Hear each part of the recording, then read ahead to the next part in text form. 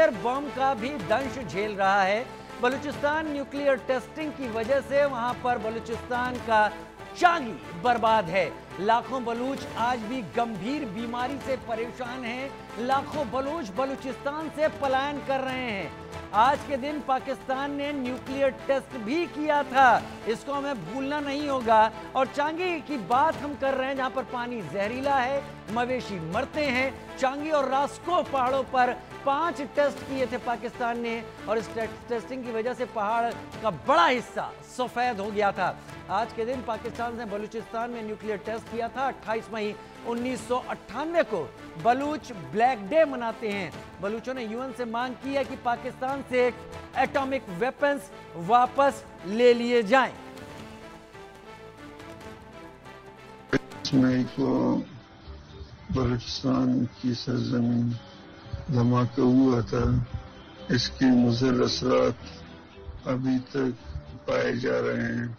दिल की बीमारी, कैंसर समेत मूजी अमराज बलूचिस्तान में पाए जा रहे हैं। लेकिन पाकिस्तान अपनी नाकामी और नालायकी को छुपाने की खातिर और ये दुनिया को ये बताया जा रहा है कि हमने जो एटमी तजुर्बा किया है इससे कोई नुकसान नहीं हुआ।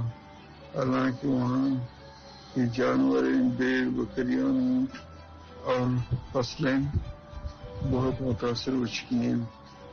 हम दुनिया को एक वाज़ेह पैगाम देना चाहते हैं आप लोगों की वजाफत से कि वो बलूचिस्तान में एक ऐसी गैर दारोमदार डेलीगेशन भेज दे जो इनकी असरात का जायजा लिया जाए। हुकूमत को, पाकिस्तान को, इस रियासत को कोई सरोकार नहीं, वो सिर्फ बलूचिस्तान की मादनियात और वसाइल को लूटना चाहती है। ये बलूच आवाज है जो इस बात को सामने रखती है कि पाकिस्तान के अनसेफ न्यूक्लियर टेस्ट ने वहां की आबादी के साथ क्या हाल कर दिया है। लेकिन पाकिस्तान ने अपना कोई हिस्सा छोड़ा हो तो ना, पाकिस्तान हर जगह ऐसे ही एक्सप्लॉइट करता है, लोगों को छोड़ देता है तबाह और बर्बाद होने के लिए। मेरे साथ एक और खास मेहमान इस वक्त पीओके से बड़े एक्टिविस्ट अमजद अयूब मिर्जा भी मेरे साथ इस वक्त जुड़ गए हैं। मैं सुमित आता हूं आपके पास, लेकिन अमजद भाई अभी जुड़े हैं। अमजद भाई थोड़ा और जल्दी जुड़ते तो इस डिस्कशन में और 4 चांद लगते हैं आपके आने से। लेकिन मेरे पास सवाल हैं आपके लिए। अमजद भाई, बलूचिस्तान की तरफ से आवाज आ रही है जो पाकिस्तान ने न्यूक्लियर टेस्ट किए थे, उन्होंने वहां की जनरेशंस को तबाह कर दिया क्योंकि अनसेफ न्यूक्लियर टेस्ट थे। लोग अभी तक कैंसर और तमाम बीमारियों से परेशान हैं। लेकिन पाकिस्तान के हुक्मरान किस चीज के सहारे जीते हैं, ये आप यहां सामने हमारे रखिए, क्योंकि हम डिस्कशन कर रहे हैं। पैनल में हमारे साथ इस वक्त Surendra Singh Lali, foreign affairs expert, major general Rajan Kochar हमारे साथ जुड़े हुए हैं, सुमित पीर पॉलिटिकल एनालिस्ट के तौर पर हमारे साथ जुड़े हुए हैं। तो पाकिस्तान के हुक्मरान किस चीज के सहारे जीते हैं? क्या न्यूक्लियर वेपन के जरिए मुस्लिम उम्मा में ताकतवर दिखने का एक सोच, एक जरिया, और इस बात का डर कि अगर ये सब कुछ चला गया तो मुस्लिम ममालिक का लीडर बनने का ख्वाब धरा का धरा रह जाएगा? अमजद भाई। नहीं, मुस्लिम दुनिया के लीडर तो नहीं है, ना कि ये कभी बन सकते हैं। अलबत्ता मुस्लिम दुनिया के माथे पर कलंक का टीका जरूर है ये।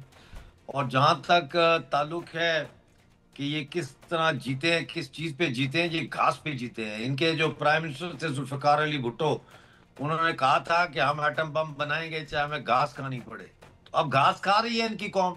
एटम बम बनाया है, वो चलता ही नहीं है। चलाते ना, कहते थे हमारे पास परमाणु बम है, हम चला देंगे, ये कर देंगे, वो कर देंगे। ये तो पता चला है कि गालबन अमेरिका के न्यूक्लियर वेपन्स वहां पाकिस्तान ने छुपा के रखे हुए। इनके पास क्या है? मैं हमेशा कहता रहा हूं कि ये झूठ बोलते हैं, झूठे लोग हैं। ये नहीं इनके अंदर इतनी सख्त या ताकत के ये न्यूक्लियर एटम बम्स और हाइड्रोजन बम्स और ये बम बनाएं। और अगर खतरा है तो फिर पाकिस्तान का सारा न्यूक्लियर प्रोग्राम जो है वो इंटरनेशनल जो एजेंसी फॉर एटॉमिक एनर्जी है उनके हवाले किया जाए। मैं कब से कह रहा हूँ ये पाकिस्तान एक बहुत खतरनाक स्टेट बनता जा रहा है। खास तौर पर ये जो फील्ड मार्शल बनाया है इन्होंने अब, और ये जिस तरह से ये आज यौम तकबीर मना रहे हैं 28 मई के जो एटमी धमाके थे उनका, ये पूरी कौम के अंदर एक यूफोरिया पैदा करना चाहते हैं और एंटी इंडिया सेंटीमेंट को उस पीक पे लेके जाना चाहते हैं जहां ये कोई भी काम करते हैं तो वो उसको सपोर्ट हासिल हो वास्ट मेजॉरिटी ऑफ पॉपुलेशन की। और आज जगह जगह इन्होंने जो बैनर्स लगाए उनमें फील्ड मार्शल और दूसरे जनरल्स की तस्वीरें और आतंकवादियों की जो लीडर हैं, कमांडर्स हैं, उनकी तस्वीरें एक ही बैनर पे इन्होंने लगाएंगी। तो ये क्या मैसेज है? इसका मतलब सीधा सीधा ये है कि ये आतंकवादी इनकी प्रॉक्सीज नहीं है, बल्कि ये पूरी की पूरी जो आर्मी है यही आतंकवादी है और ये उनके एक्सटेंडेड आर्म है। ये प्लेन क्लोथ में जैसे सीआईडी वाले होते हैं, ऐसे प्लेन क्लोथ में ये फौजी हैं, ये उनका गंदा काम कर रहे हैं।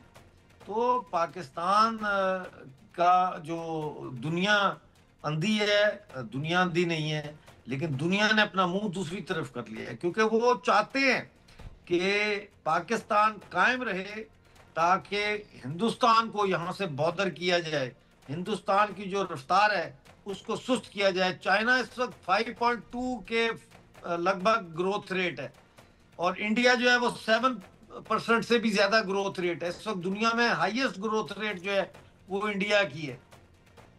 तो इसलिए ये